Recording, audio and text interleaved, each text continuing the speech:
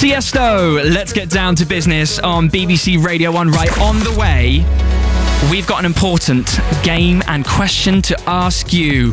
Right now, let's get Newsbeat at 8 o'clock. Radio 1. Newsbeat.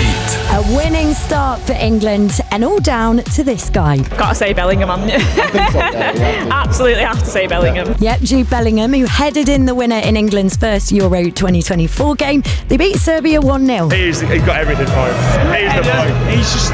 He'll win, is it? He'll win, it's the whole thing. So, what's boss Gareth Southgate got to say about him then? He seems to write his own scripts, really, so he welcomes that attention and he keeps delivering. The win means they're now top of their group, but captain Harry Kane not getting excited yet. We struggled to get a foothold in the game and they put a bit more pressure on us and we struggled to play through it. We'll come back to the Euros in a bit, but first, we're back on the move with Newsbeat's election race across the UK, speaking to you about what issues are on your mind ahead of the country picking its next political leaders.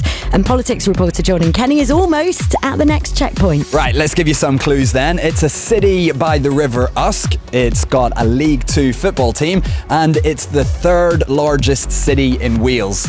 Got it? Newport is where we're heading, hopefully arriving pretty soon and hearing about what's most important to you there ahead of the general election on the 4th of July. And if you fancy setting one of our next checkpoints... Yeah, drop us a WhatsApp. 03700 100 100 is the number. Start your message with race. Also in South Wales today is Nigel Farage, the leader of Reform UK. He'll set out what his party would do if they win. Other parties have been doing the same ahead of the election.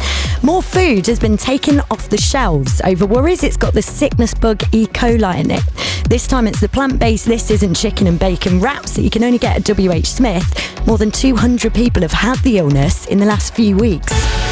Did you brave the mud at Download this weekend? Well, Newsbeat were there too, talking to artists like Busted, who were on stage. They've been telling us how alternative fashion has changed over the years. It's time to change the haircut. Like, I can't have the same haircut as mum's. 75,000 of you were there over the weekend, and she's selling out huge stadiums across the UK, but Taylor Swift is having to settle for second place. At least that's when it comes to artists having their music played the most in the UK. Ed Sheeran grabbed the top spot, Dua Lipa was in third. Back to the Euros then, and Ukraine get their campaign started later against Romania, their first Euros since the full-scale invasion of the country. Boss Serhii Rebrov doesn't want people to forget about the war there when his players are in action. We are continue to fight for our freedom and of course for freedom of Europe. Bangladesh have secured their spot in the Super 8s at the Men's Cricket T20 World Cup. It's after a win over Nepal.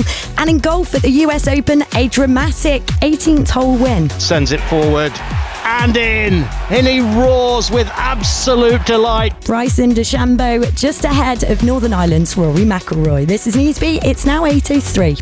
Thank you, Rebecca Swash. Now, we said we had a little question for you. And in fact, that question is for you and everyone around you on the bus, on the school run this morning, in the car, at the breakfast table, right? We have got a big question to an Ask the Nation coming for you in the next 10 minutes. It's a relationship dilemma. We might be causing some arguments this morning, and it's been brought to us by our lovely member of the team, Sophie. We will do that in about 10 minutes. So we've got some music first. Shabuzi's on the way, Tiesto. Shabuzi. And let's have a little bit of Dua Lipa for you now. Still to come On Radio 1. At 1 o'clock. Dean and Vicky. At 10:30. Ricky, Melvin and Charlie. But right now, it's Radio 1 Breakfast. BBC. Radio 1 Breakfast. I've been known to miss a red flag.